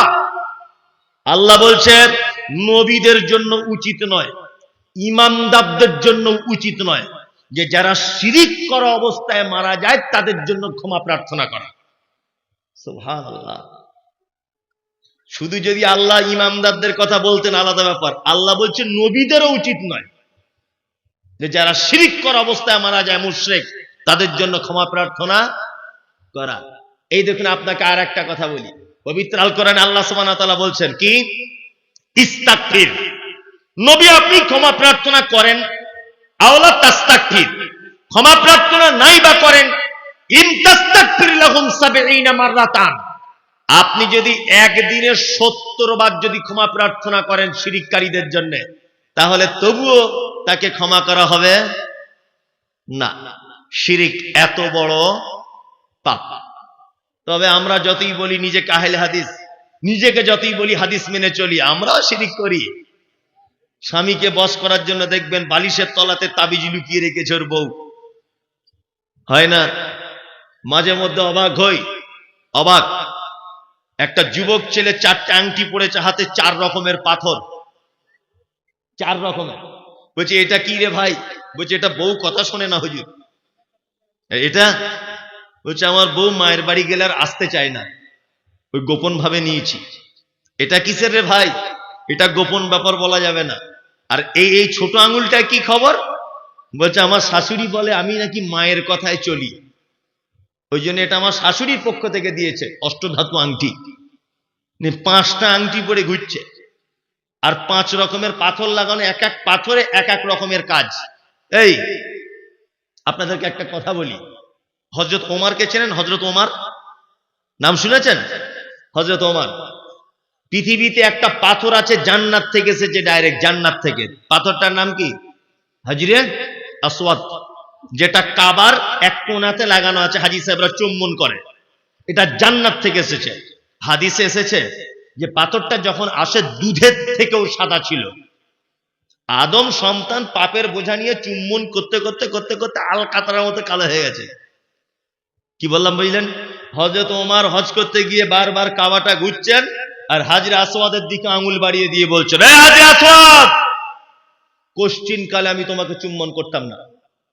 তুমি কোনো উপকারও করতে পারো না, ক্ষতিও করতে পারো না। তুমি জান্নাতের পাথর হতে পারো, তোমার উপকার করারও কোনো ক্ষমতা নেই, আর ক্ষতি করারও কোনো ক্ষমতা নেই। তোমাকে চুম্বন করব কেন? আল্লাহর নবী করেছেন আর করতে বলেছেন তাই, তাছাড়া আমি জীবনে করতাম না। কে বলছেন এ কথা? হযরত ওমর। তার মানে জান্নাতের পাথর পর্যন্ত ভালো মন্দ কিছু করে দিতে পারে না, আর তোমার এই ফুটপাতের অষ্টধাতু আংটি তোমার বইয়ের ছেলে করে দিবে? কি বড় বোকা! হ্যাঁ, আরে যে বিক্রি করছে ও তো চিটার, ও তো 1 নম্বরের চিটার। আমি কলকাতায় দেখেছি, কলকাতা না খোদা মসজিদের পাশে তাবিজ, কবজ, মাদুলি আর ওই পাথর সব বিক্রি হয়, বস্তাতে রাখা আছে, কুকুরে পেচ্ছাপ করছে, 40 টাকা কেজি, 50 টাকা কেজি। ওই মাল এনে জুত করে ধুয়ে মুছে সার্ফ পানি দিয়ে ওই আপনার হরিশ্চন্দ্রপুর রেল স্টেশনে একজন চিটার চারিদিকে সাজিয়ে নিয়ে বসেছে, একটা ভাঙা মাইক্রোফোন নিয়ে বলছে, আর আফ্রিকা কঙ্কর জঙ্গল সে লেকে আয়ে হ্যায় জড়িবুটি। বুকে বাড়ি মারছে আর বলছে, অথচ নারকেল গাছে শিকড়, কিছুই কাজ নাই। কিনছে কে? হেডমাস্টার, ওর বইয়ের ছেলে হয় না তাই। মনে মনে ভাবছে, আল্লাহ, পাগল দুনিয়াতে কি করলে?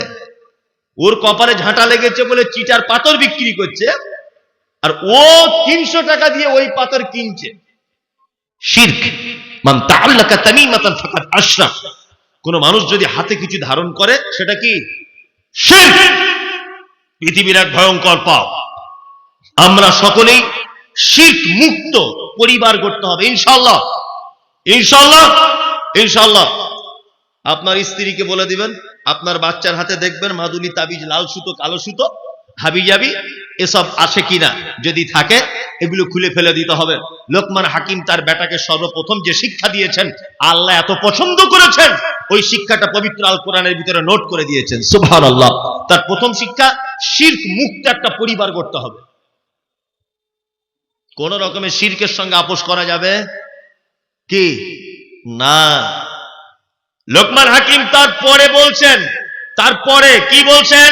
অওয়াসাইনাল ইনসানা বিওয়ালিদাইহি হামালাতুহু উম্মুহু ওয়াহানান আলা ওয়াহানিন ওয়া ফিসালুহু ফি আমাইনি আনিশকুরলি ওয়া লিওয়ালিদাইকা ইলাইয়াল মাসির। লোকমান হাকিম তার বেটাকে দ্বিতীয় উপদেশ দিচ্ছে, বেটা, পিতা মাতার সঙ্গে কখনো অসৎ ব্যবহার করবে না, বিশেষ করে তোমার মায়ের সাথে। তোমার মা তোমাকে কষ্টের পর কষ্ট সহ্য করে তোমাকে পেটে ধারণ করেছে, 2 বছর 2.5 বছর যাবত তোমাকে দুধ পান করিয়েছে। কখনো আব্বা মায়ের সঙ্গে অসৎ ব্যবহার করবেন না। আব্বা মায়ের সঙ্গে ভালো ব্যবহার করেন? করেন? আব্বা মায়ের সঙ্গে ভালো ব্যবহার করে না, করে না। ওর এখন নাম হয়েছে বুড়ো, আব্বা বলে ডাকে না। বলছে, দেখতো আমাদের বুড়োটা কি বলছে, তাই না? বৌমারা আবার ওর বেটাদেরকে বলে, দেখ না বুড়িটা কি করছে। আল্লাহু আকবার। শুনুন, একটা কথা বলি, পৃথিবীতে যত ভালো কাজ করে জান্নাতে যাবার মাধ্যম আছে, যত ভালো কাজের মাধ্যমে, একটা ভালো কাজের মাধ্যমে সহজে জান্নাত যাওয়া যায়, সেটা কি বলুন তো? মা বাপের সেবা যত্ন করার কারণে। আল্লাহু আকবার। আপনাকে একটা চমৎকার হাদিস বলি। আল্লাহ নবী সাল্লাল্লাহু আলাইহি ওয়াসাল্লাম মসজিদে খুতবা দিতে উঠলেন, একটা ধাপের উপরে উঠে বললেন আমিন, আর একটা ধাপের উপরে উঠলেন, বললেন আমিন, আর একটা ধাপের উপরে উঠলেন, বললেন আমিন। সাহাবীগণ জিজ্ঞাসা করলেন, আল্লাহ নবী, আপনি তো অন্য কোনো দিন আমিন আমিন বলেন না, আজকে কেন আমিন আমিন করছেন বলুন? আল্লাহ নবী সাল্লাল্লাহু আলাইহি ওয়াসাল্লাম বলছেন, জিবরিল আমিন দোয়া করছিল যে তার পিতা মাতাকে পেল বা তাদের একজনকেও পেল, তাদের সেবা যত্ন করে জান্নাত পর্যন্ত যেতে পারল না, তার নাক যেন মাটিতে মিশে যায়। দোয়া করছিল কে? জিবরিল আমিন। আল্লাহ নবী সাল্লাল্লাহু আলাইহি ওয়াসাল্লাম কি বললেন? আমিন। 2, যে মাহে রমজান মাসকে পেল, মাহে রমজানের রোজা রেখে নিজের গুনাহগুলোকে মিটিয়ে নিতে পারল না, এর নাক যেন মাটিতে মিশে যায়।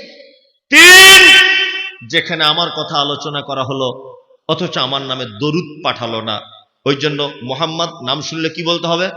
সাল্লাল্লাহু আলাইহি ওয়াসাল্লাম। মোবাইলে শোনেন, রেডিওতে শোনেন, টিভিতে শোনেন, বাসে ঘাটে শোনেন, যেখানেই শুনবেন, কানে যদি চলে আসে কি বলবেন? সাল্লাল্লাহু আলাইহি ওয়াসাল্লাম। আমার নাম শুনে যারা দরুদ পাঠালো না, তাদের নাক ধুলায় ধূসরিত হোক। আল্লাহ নবী সাল্লাল্লাহু আলাইহি ওয়াসাল্লাম তিনি বললেন।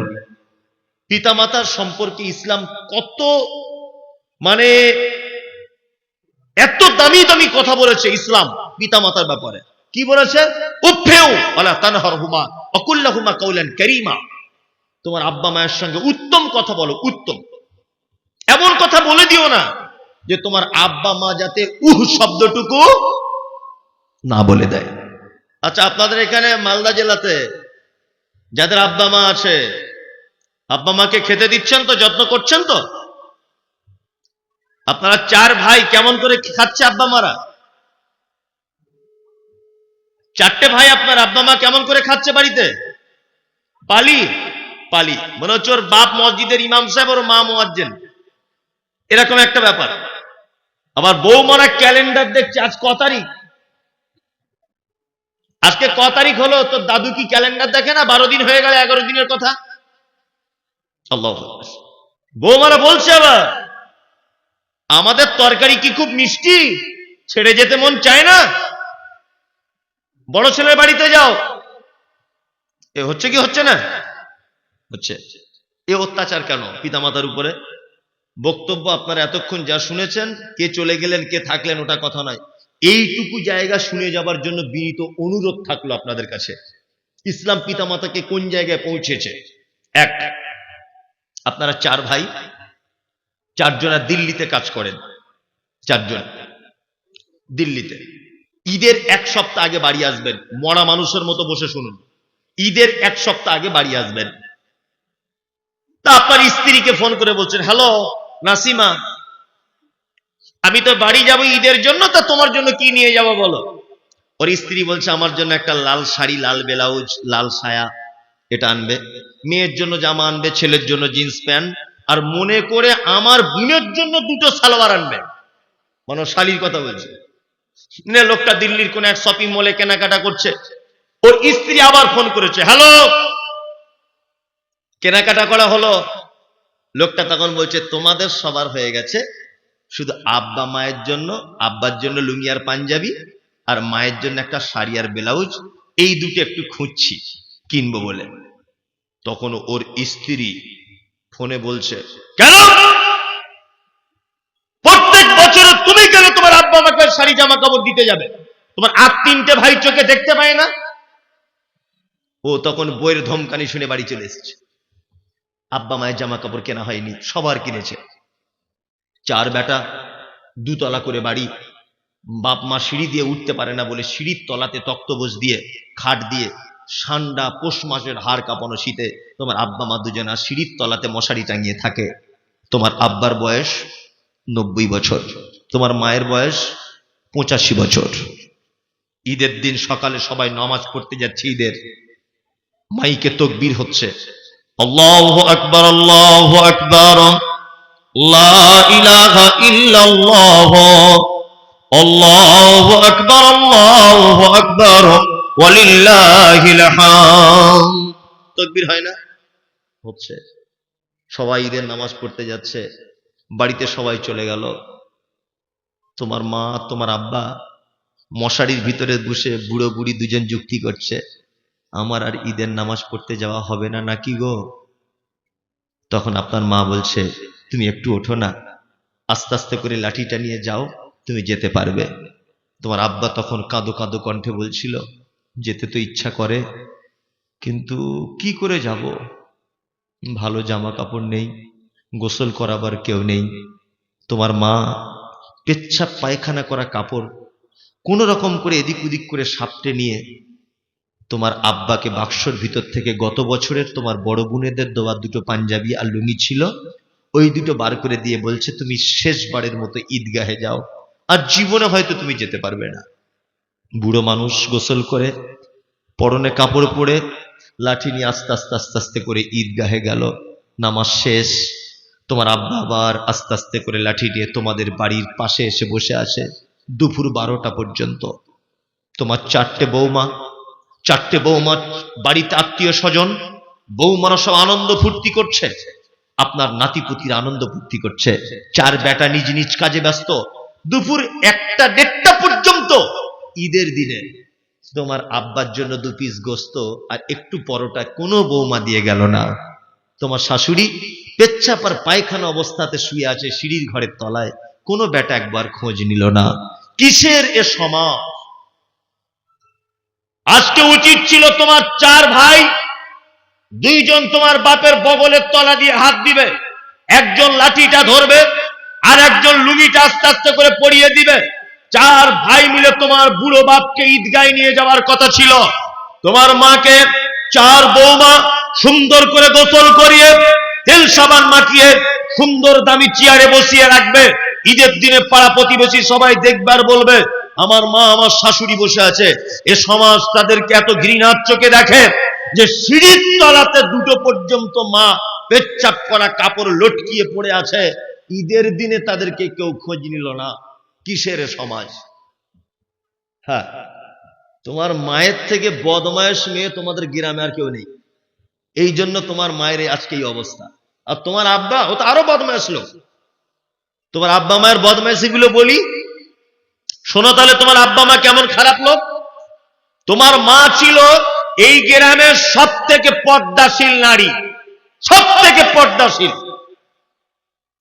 জীবনে কোনোদিন আলেম ওলামাদের দিকে ফিরে তাকাতো না, পরপুরুষের দিকে মুখ তুলে কথা বলতো না। তোমার মা এত পর্দাশীল, গ্রামের কোন আলেম ওলামা তোমার মায়ের মুখ দেখেনি।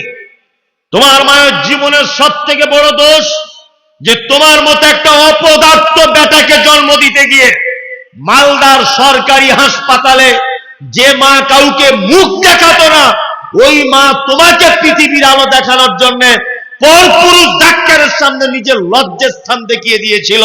এটা তোমার মায়ের জীবনের সব থেকে বড় অন্যায়। তোমার মায়ের জীবনের দ্বিতীয় অন্যায়, তোমার মা ছিল, তোমার মায়ের মাথার চুল ছিল হাঁটু পর্যন্ত দোলা, কালো কুচকুচে চুল। তোমার মতো অপদার্থ বেটাকে জন্ম দিতে গিয়ে হাসপাতালের বেডে লাল রক্তে তোমার মায়ের কালো চুলগুলো জমাট বেঁধে গিয়েছিল। এটা তোমার মায়ের দ্বিতীয় বড় অপরাধ। তোমার মায়ের তৃতীয় বড় অপরাধ, তোমার মা ছিল তোমার নানার একটা মাত্র বেটি, এত আদরের বেটি। কখনো ব্লেড দিয়ে নখ কাটতে পারতো না, সুচ দিয়ে কখনো ইনজেকশন নিতে পারতো না। কিন্তু তুমি যখন পেটে এসেছো, ডাক্তার দেখাতে গেছে তোমার মা, ডাক্তার বলেছে মা পেটের বাচ্চাটা সোজা করে থাকার কথা, বাচ্চাটা আড়াআড়ি করে লেগে গেছে, বাচ্চা মারা যেতে পারে। তখন তোমার মা ডাক্তারের পায়ে দুটো জড়িয়ে ধরে বলেছিল ডাক্তার বাবু, আমার প্রাণের বিনিময়ে হলেও আপনি আমার বাচ্চাকে বাঁচান। যে মা ইনজেকশন নিতে ভয় করত, হসপিটালের বেডে শুয়ে গেল। ডাক্তার বাবু ধারালো ছুরি আর কাঁচি নিয়ে হাঁসের ডিমের মতো সাদা চকচকে চামড়া তোমার মায়ের একেবারে চিড়ে দিয়ে তোমার মতো অপদার্থ বেটাকে তোমার মা পৃথিবীর আলো দেখালো। সেই যে মোটা সূচ আর সুতো দিয়ে সেলাই করা কাটা সিজারের বেদনা আজ তোমার মা 90 বছর বয়সে ওই সিঁড়ির তলাতে বসে বসে অনুভব করে। তোমার মা মানে কে জানো? পৃথিবীর সব থেকে বদমাশ মহিলা হচ্ছে তোমার মা।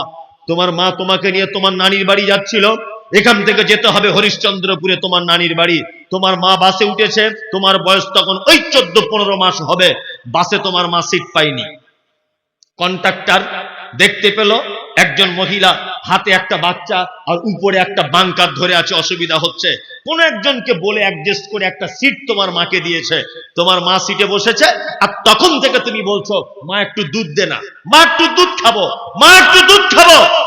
তোমার বুকের ভাষা তখন তোতলা তোতলা করে। তোমার মায়ের বয়স তখন 25-26, একেবারে চরম সুন্দরী তোমার মা। দেখে কোনজন?